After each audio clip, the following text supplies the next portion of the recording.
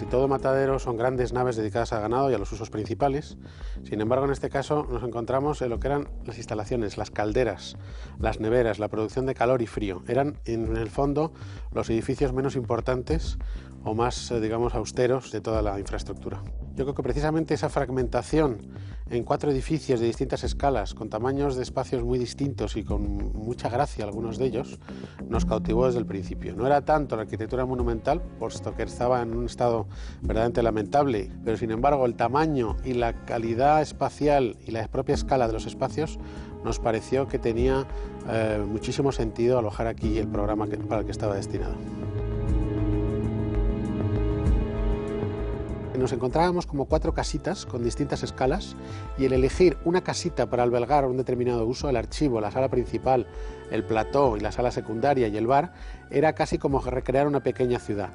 Cada casita tenía unas condiciones de partida en cuanto a escala y por otro lado el programa tenía unas condiciones de tamaño de sala y de tamaño de luces. Efectivamente hubo espacios en los que tuvimos que agrandar ciertas tabiques auxiliares interiores para conseguir las grandes luces, y aquí el reto fue precisamente que el edificio siguiera trabajando como trabajaban los muros, o sea, no añadir una estructura secundaria que soportara lo nuevo. Por lo tanto, hicimos un gran esfuerzo de casi de cirugía y de ir cosiendo los pequeños errores, las pequeñas grietas y las pequeñas patologías para que el edificio volviera a trabajar como trabajaba. Quisimos hacer un ejercicio como de 3 grandes memorias que son las que mueven el proyecto. Una de ellas es el propio uso de matadero, es decir, la fascinación que uno tiene en estos espacios y que yo creo que todos hemos tenido de niño pasando delante de una carnicería, de las reses colgadas con esos brillos, esa cuestión como fascinante de ese mundo animal.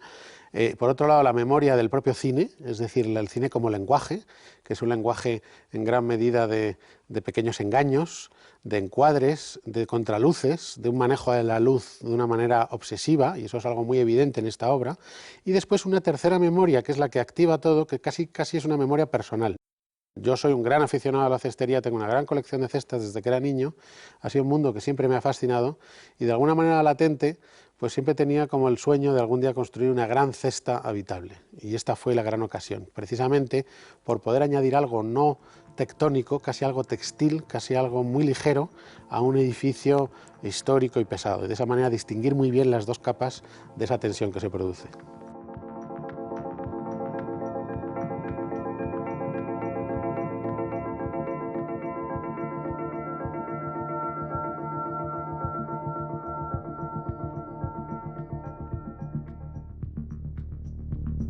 La tensión que se produce entre el edificio que existe y el edificio en el que uno trabaja en toda rehabilitación, yo creo que ha de estar permanente durante todo el proceso. Muchas veces lo que haces es mirar de reojo la estructura anterior, otras veces la respetas enormemente y otras veces, sin embargo, te enfrentas a ella. En nuestro caso tuvimos muy claro que la arquitectura tectónica de esos muros de ladrillo desnudos, con poca decoración, puesto que el uso era un uso muy secundario dentro de la estructura de matadero, tenía que ir acompañado de una estructura muy leve, y que fue generar un fondo en la forma de madera pintada para suelos, paredes y techos. Buscamos un material que pudiera crecer en suelos, paredes y techos, de manera que uno tiene la lectura inmediata de lo que es nuevo. Todo lo que es madera es nuevo, todo lo que no es madera no es nuevo. Sobre esa capa de fondo, casi como una alfombra oscura, añadimos las cestas, que son las que dan forma y las que fabrican las grandes habitaciones. Esa es toda la estrategia, y esa es la estrategia de insertarnos con la arquitectura de Luis Bellido. Contrastar lo tectónico con una estrategia que es en el fondo poco arquitectónica, es una estrategia casi más de mobiliario.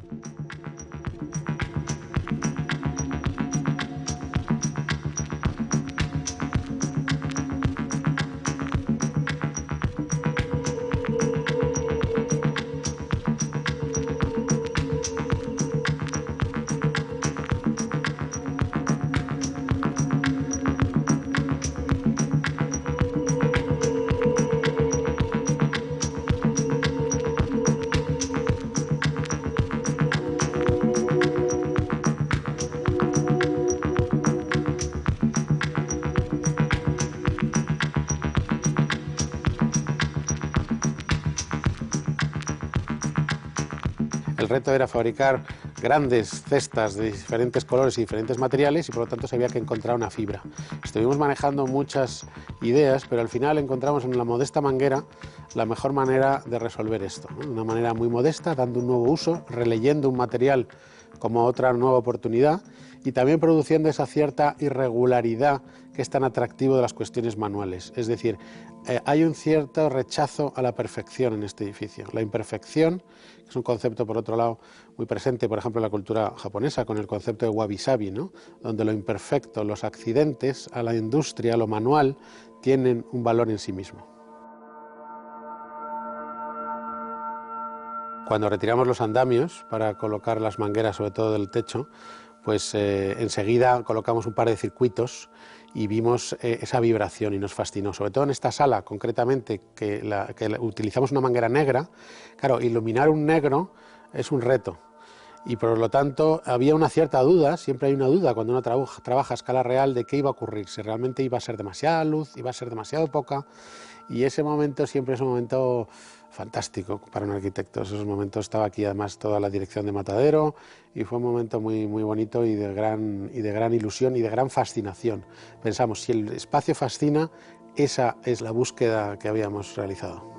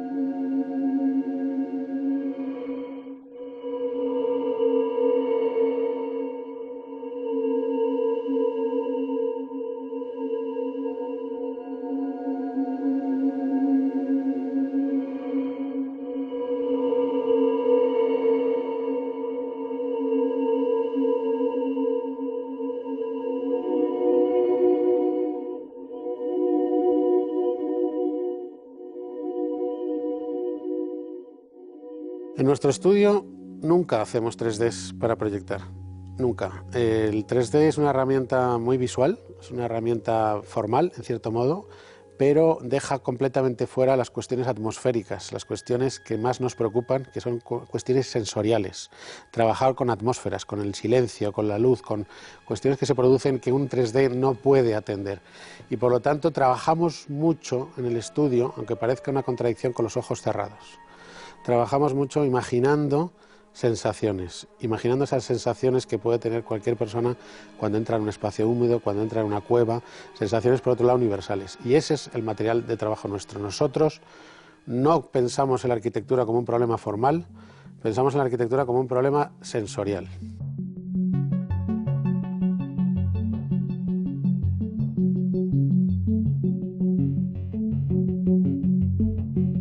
Cuando hablaba de las 3 memorias con las que trabajamos, esa memoria personal de la cestería, en el fondo te das cuenta que es una memoria casi universal, es una memoria que todos tenemos de niño y por lo tanto todo el mundo entendió las claves del edificio de una manera inmediata, sin acudir a grandes conceptos intelectuales. La arquitectura es espacio y es emoción y eso fue entendido de una manera muy directa y para nosotros fue una enorme satisfacción. Todo hay que decir también que hay edificios más fotogénicos que otros. La fotogenia existe y por lo tanto también incluso desde el punto de vista casi bloguero de una imagen ha tenido gancho.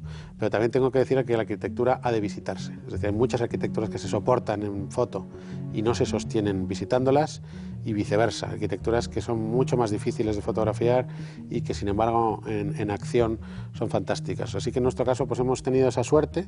Nos dieron un premio internacional de iluminación, un premio en el que se presentan grandes compañías que se dedican exclusivamente a iluminar y siempre da mucho gusto ese reconocimiento de que lo que uno intenta es comprendido. No es tanto el reconocimiento del premio como que llega, emociona y es disfrutado.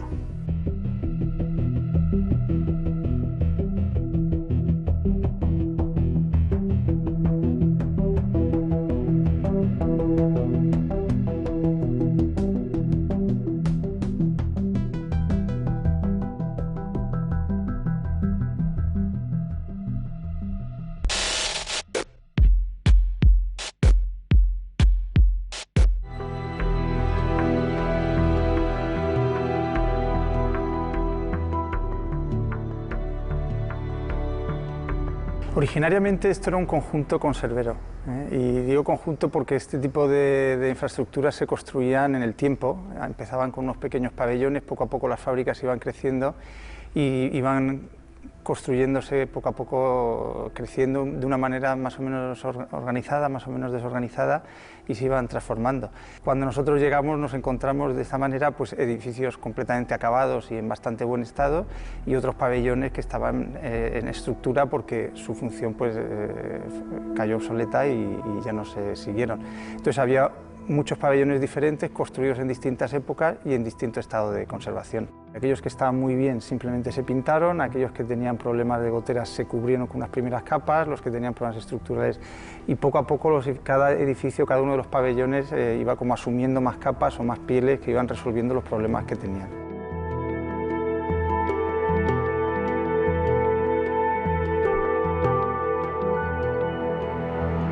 ¿Qué sistemas constructivos habéis utilizado? Los que cada nave tenían, muros de carga, porque había naves con sus muros, unas estructuras metálicas que utilizamos porque la escuela taller estaba montando unas estructuras, y todos los kilos de hierro que había allí los reciclamos y los utilizamos en nuestra nave. Por ejemplo, esa nave de enfrente lleva una estructura metálica que lo único que hicimos fue recrecerla para ganarle altura a la sala y poder admitir exposiciones potentes. Esta era de muros de carga, aquella nave se dejó tal cual. Y esta de aquí, que hay a nuestra derecha, es la que más transformación tuvo. Solo pudimos aprovechar unas cerchas, que ahora veremos, que unas cerchas de principios del siglo XX, que estaban bien en el límite de su capacidad portante, pero estaba soportada sobre unos muros de tapia que incumplían cualquier normativa actual sobre sismo, etc. Entonces aprovecharon, en cada caso aprovechamos todo el material disponible y establecimos las estrategias constructivas para recuperar ese material.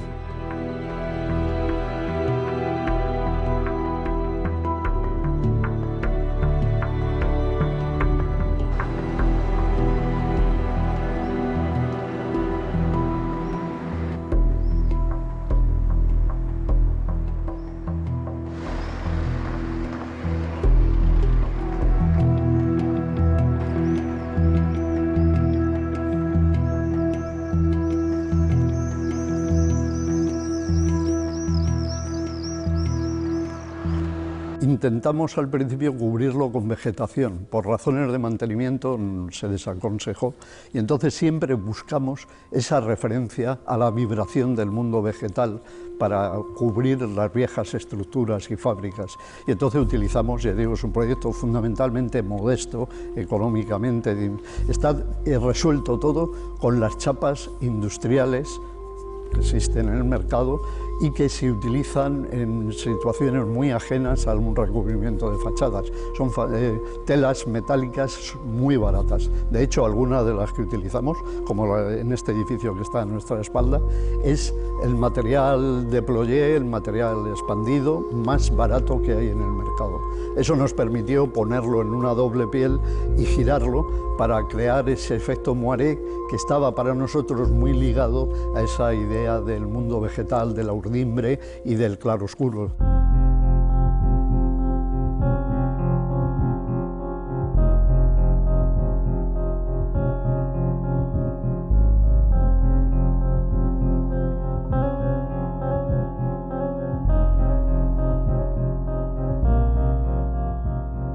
Aquí podemos ver cómo realmente estas pieles lo que están haciendo es cubrir los edificios tal y como los encontramos. Se ven que debajo de estas pieles están los edificios con sus fábricas de ladrillo muy alterados, muy mal, pero con la suficiente potencia y resistencia como para seguir existiendo. Es un proyecto muy económico basado en aprovechar toda la materia existente. Es tener un concepto de que el espacio y los residuos que quedan de la época industrial que no se utilizan son recuperables. Ahora, que sean recuperables no quiere decir estrictamente que tengan que restaurarse como se haría como una catedral. Hay que pensar que este edificio no tenía ningún tipo de catalogación. ¿Qué quiere decir eso? Que no tenía ningún valor arquitectónico de ningún tipo, no estaba catalogado. Entonces, ¿cuál fue la estrategia aquí? Pues muy sencilla, es una estrategia de recuperación de cosas viejas que de otra manera tirarías. Es como esa gente que de pronto pasa por la calle y ve un sillón que tiene toda la tapicería rota y tal, pero digo, oye, este sillón yo le veo posibilidades, se lo lleva a casa y entonces se compra un tejido, se lo echa por encima y tiene un sillón nuevo con algo viejo del que ha aprovechado la materia. Exactamente eso es lo que hicimos aquí. Y además, mantener la materia también nos permitía mantener la información. ¿Qué me refiero con esto? Me refiero que al mantener los espacios, las naves y los patios tal y como estaban, éramos capaces de mantener algo que pertenecía a la imagen colectiva de un pueblo como Ceutí. Piensen que una industria conservera tan grande como esta en un pueblo tan pequeño, prácticamente toda la ciudadanía de Ceutí estuvo implicado en este edificio. Por lo tanto, conservar sus patios, sus edificios y la estructura espacial, ese reconocimiento de las formas, nos parecía que era muy importante. Esta cuestión de la memoria es muy importante porque esta intervención se empieza a plantear en el 2004, cuando la crisis económica todavía no ha llegado y por lo tanto la necesidad de la sostenibilidad es una necesidad que todavía no está en el ambiente y tiene más que ver con la identidad de la ciudad y con mantener la memoria y recuperarla y trabajar con esos unos criterios más vinculados a lo local.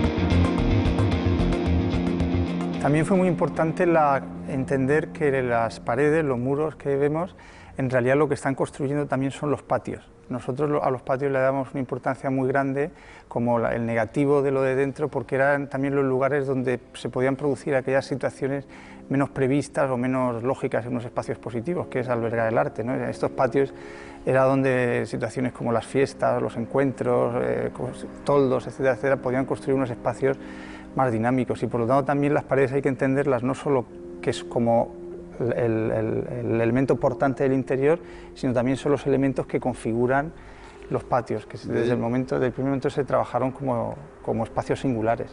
De hecho, eso explica por qué ven que todos estos edificios están inclinados. Esta inclinación evidentemente no estaba en la génesis de los edificios de la fábrica de conservas. Los inclinamos porque nos preocupaba mucho el exceso de luz que hay en Murcia y como entendíamos que los patios eran lugares expositivos también, el hecho de acotar la cantidad de cielo que se veía nos parecía muy importante.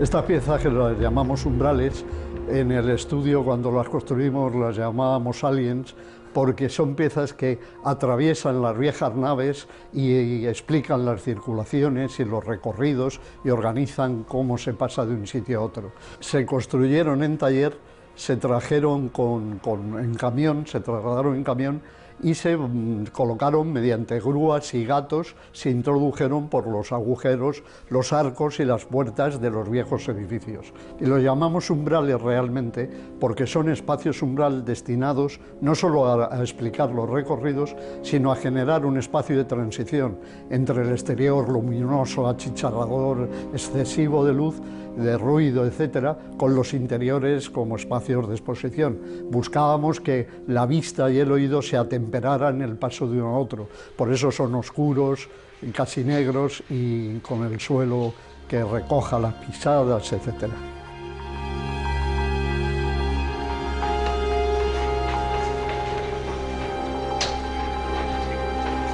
En un momento dado, pues todo el paisaje industrial murciano está vinculado a la conserva y se reconoce, digamos que institucionalmente, que las chimeneas pertenecen al paisaje y por lo tanto de manera general se protegen. Pero a nosotros también la pervivencia de estos elementos formalmente tan claros nos permitió entender el proyecto como una especie de amalgama de formas diferentes que se juntan, manteniendo cada una su independencia. A mí, no sé, Fernando, pero a mí me sigue sorprendiendo mucho cuando vengo esta imagen como de colisión de muchas formas, cada una que tiene un origen diferente y de repente se ponen todas juntas, ¿no? Los huevos de la entrada, las chimeneas.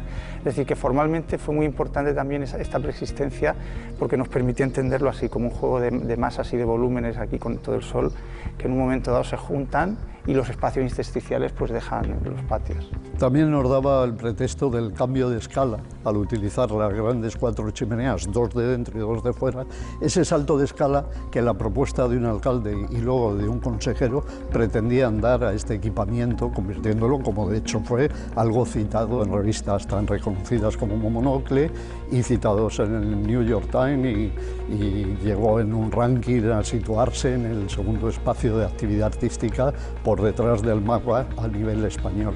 Es decir, que nosotros ya aventurábamos que se iba a dar un salto cualitativo en la escala y las chimeneas nos ayudaban a explicar ese salto.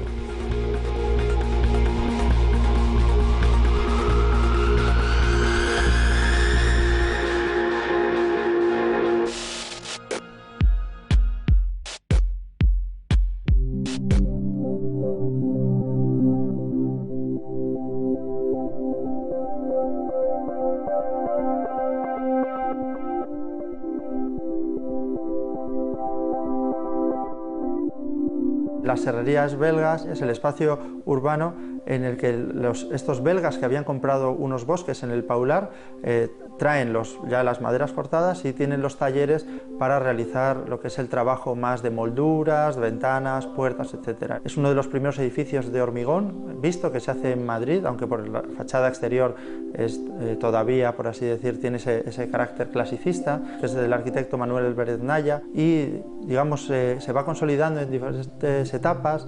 Empieza con un edificio de talleres, luego pasa a una nave que es el secadero de maderas y luego posteriormente una nave central que conecta los dos espacios. Medialab Prado en realidad se ubica de repente en el Paseo de las Artes, el paseo que digamos de alguna forma es el reclamo con el que el Ayuntamiento de Madrid atrae, ¿no?, a su público internacional desde el punto de vista de la cultura, ¿no?, ese eje que se crea desde el Prado, que pasa por el CaixaForum, acaba en el Reina Sofía, y como Medialab era una institución que entraba dentro de ese Paseo del Arte, pero en realidad de alguna forma se posicionaba en una forma de exhibir o de mostrar el arte muy diferente, y es sobre todo involucrando a los habitantes de la ciudad en todos esos procesos. No hace tanto exposiciones terminadas, sino que permite a sus visitantes que funcionen como personajes activos, ¿no?, que habitan el lugar, pero al mismo tiempo generan talleres, trabajan en las convocatorias abiertas que realizan, y por otra parte también porque genera, digamos, una serie de espacios para el barrio en el que el espacio público se hace muy presente. Por ejemplo, la fachada digital es un espacio de relación, ¿no?, de intercambio con el barrio, cómo los procesos digitales pueden ser interactivos y se pueden, de alguna forma, establecer como espacios de relación de la ciudad.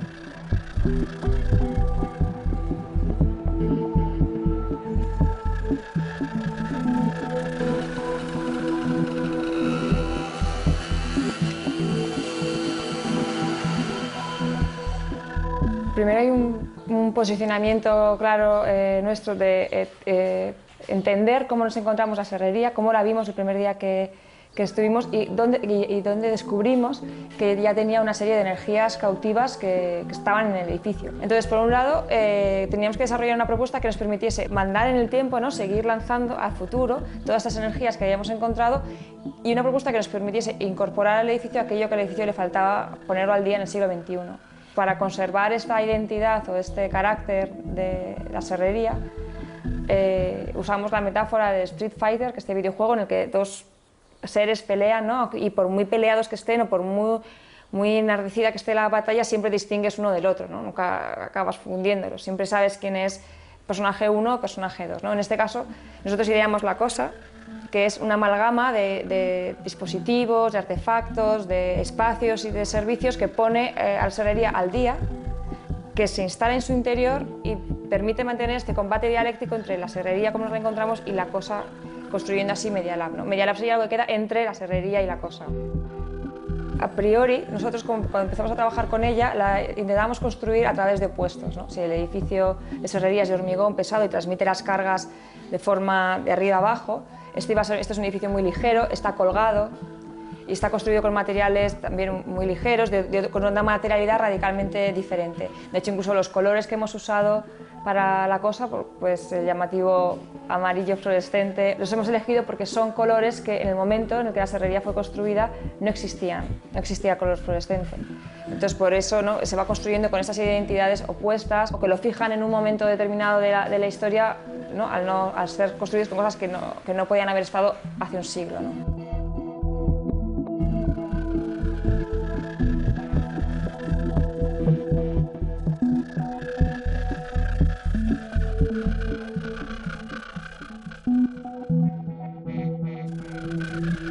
Una de las características del espacio de la serrería es precisamente que son muy diáfanos, con una potencia muy fuerte debido a esa estructura de hormigón visto, y cuando nosotros llegamos al espacio y lo vimos, nos dimos cuenta que por un lado no hacía falta hacer mucho, que ya el espacio, digamos, era suficientemente potente y no hacía falta gastarse dinero, ¿no?, en intentar recuperar su carácter. Por eso, en realidad, solo se cambiaron las ventanas y se hicieron más permeables a la ciudad, que es una quizá de las características más bonitas del espacio, que es muy permeable y se ve mucho desde dentro hacia afuera y desde fuera hacia adentro, y también cómo digamos, la estructura de los espacios permitía a Media Lab tener mucha flexibilidad en la organización de sus programas.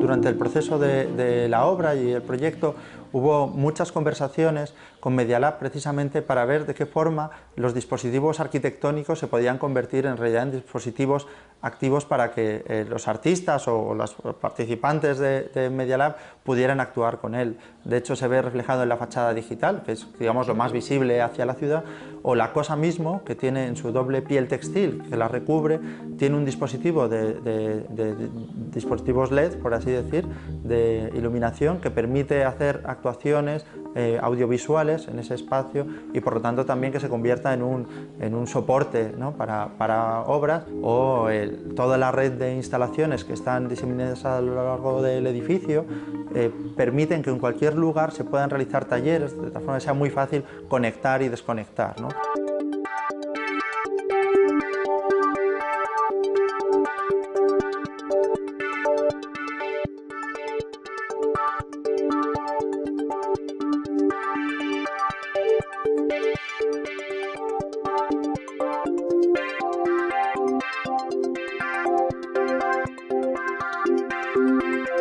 Nosotros usábamos cada oportunidad de intervención que teníamos o cada vez que había que cubrir una necesidad, lo usábamos como una oportunidad para introducir otro soporte de intervención o de soporte para la creación posible. Por ejemplo, los stores que usábamos para oscurecer las ventanas, pues decíamos, ya que vamos a poner un store, pues vamos a hacer que este store sea una pantalla de proyección, por ejemplo, y todos los stores son pantallas de cine, vamos, no son stores, son pantallas.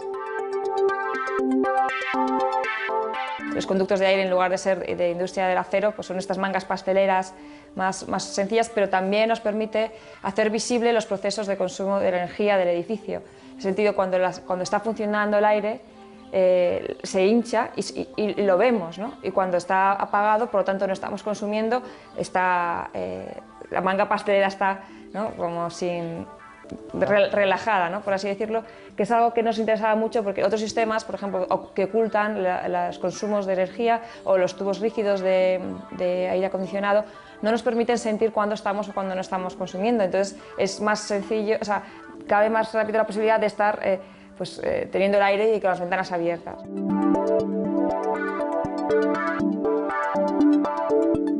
La serrería, como nosotros la encontramos o como la hemos leído, es un espacio de trabajo de principios del siglo XX, pero es un espacio de trabajo, un taller, donde carpinteros cortan molduras, Pero cuando tú entras en el espacio, tú ves que es un espacio de gran grandeza, con unos espacios, una escala casi basilical, con unas vidrieras, con unas luz.